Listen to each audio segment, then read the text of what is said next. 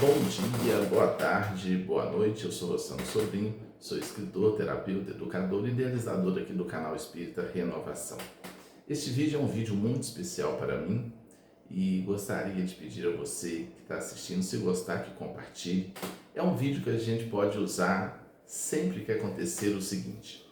Sistematicamente eu acompanho alguns líderes de todas as religiões e acompanho alguns líderes também evangélicos. Gosto muito de ouvir Caio Fábio, pastor Hermes Fernandes, pastor Ed René Kivitz. São homens de grande conhecimento, de grande sabedoria.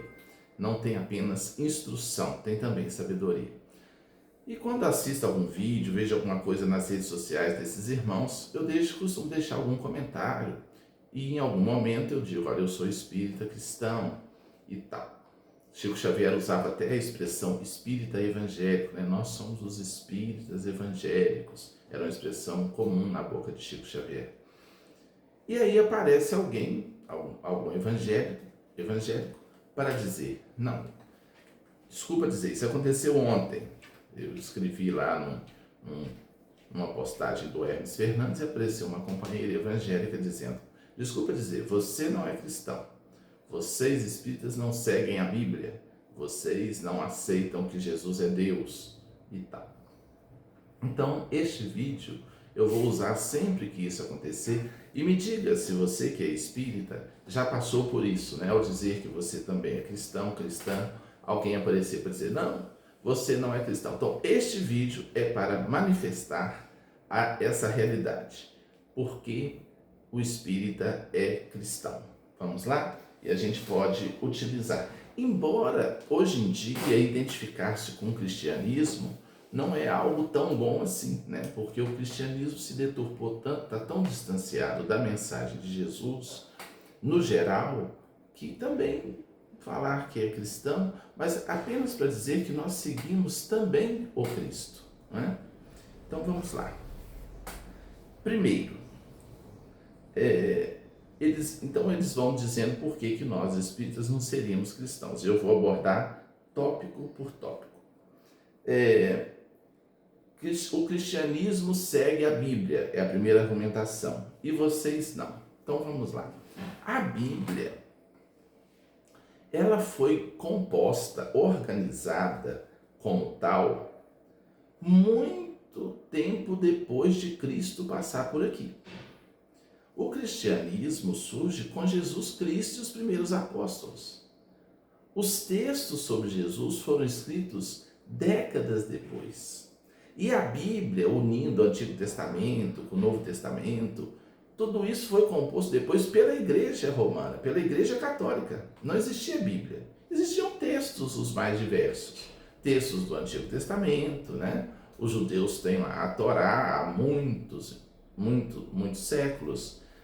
Em certo momento, a Igreja Romana, a Igreja Católica Apostólica Romana, reuniu determinados textos, excluiu outros que considerou apócrifos, não autênticos, e compôs isso que hoje todo mundo pega e fala, a Bíblia é a palavra de Deus. Então, a gente precisa entender, a Bíblia foi escrita ao longo de 1.600 anos. O cristianismo não surgiu com a Bíblia. O cristianismo surgiu com Jesus ensinando. Décadas depois, os primeiros textos do Novo Testamento foram escritos por Paulo, que nem conviveu com Jesus. Né? Vocês sabem, quem lê um pouquinho sabe que Paulo converteu-se, Jesus já estava no mundo espiritual.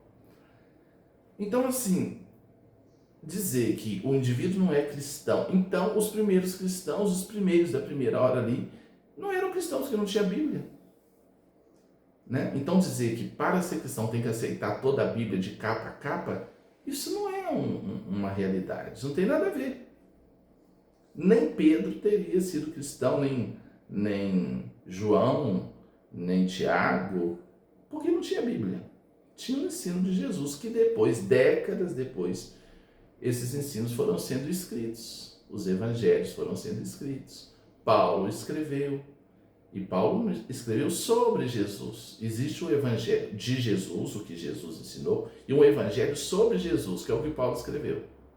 Né? Nós espíritas optamos em primeiro plano, claro, os evangelhos de Jesus, o Evangelho de Jesus, o ensino que ele passou, que foi anotado tempo depois, né? Então dizer que vocês não seguem a Bíblia, quem determinou isso? A igreja. As igrejas podem dizer, mas isso não está na Bíblia. Para ser cristão tem que ler esse livro aqui, aceitar tudo que está aqui de capa a capa. Isso não existe. Então, a gente tem que separar o que são teologias, doutrinas, dogmas, conceitos criados daquilo que realmente é, né? Então não é um critério. Isso aí você, querida, você que me disse, vocês não seguem a Bíblia, então vocês não são cristãos. Isso você ouviu de um líder, de um pastor, leu em algum lugar, mas não na Bíblia, certo? Outra coisa, vocês não são porque Jesus é Deus e vocês não aceitam isso. Mas Jesus não é Deus. Como que Jesus vai orar, sendo Deus, vai orar a Deus, né? Ele orou a Deus, ele não orou, Pai nosso, ele não pediu, Pai, afaste de mim esse cálice. Mas se ele é Deus, como é que ele vai orar para ele mesmo, afastar o cálice e o cálice que não foi afastado? Então, assim, confusão, né? Criação teológica. Jesus é o Filho de Deus por excelência, um espírito evoluído que veio aqui. Então dizer, vocês não são cristãos porque eles não aceitam que Jesus é Deus. Mas ele nunca disse, mas ele disse lá, eu e o Pai somos um. Aí é só aprofundar um pouquinho, né? Eu e o Pai somos um no sentido de identificação. Como um ministro muito identificado com o presidente da República, indo a algum lugar, pode dizer, eu e o presidente somos um. A minha voz é a voz do presidente. É isso. Mas ele nunca disse, eu sou Deus. Agora, todo espírito que atinge um ápice da evolução se identifica com Deus, né? Uma vez até Sai Baba, que é um líder indiano, não saberia dizer se foi uma pessoa séria ou se muita coisa ali era manipulação, enfim, não vou entrar nesse método, mas uma vez ele disse para um jornalista disse assim, Sai Baba, né, que é um líder, como um papa, né, lá na Índia, foi, né? Você afirma ser Deus. E o Sai Baba diz assim, sim, eu sou Deus, mas você também é, só que você não sabe. Então, é uma forma dos grandes seres dizerem, eu estou identificado com Deus, então eu sou Deus nesse sentido. Nesse sentido, Jesus era Deus, identificado com Deus, mas ele não é Deus. É um assunto, parece complexo, mas não é. Ele orou a Deus pedindo, né? Ele é um ser identificado, em sintonia perfeita com Deus. E na medida que evoluirmos, atingiremos um dia a plenitude da estatura do Cristo, como escreveu o apóstolo Paulo, né? Outra coisa, Jesus veio pagar nossos pecados, né? Ou seja, Jesus veio pegar a nossa cruz. Isso é uma verdade. Jesus nunca disse isso. Jesus disse assim, quem quiser vir após mim, tome a sua cruz e siga-me. Olha só, tome a sua cruz.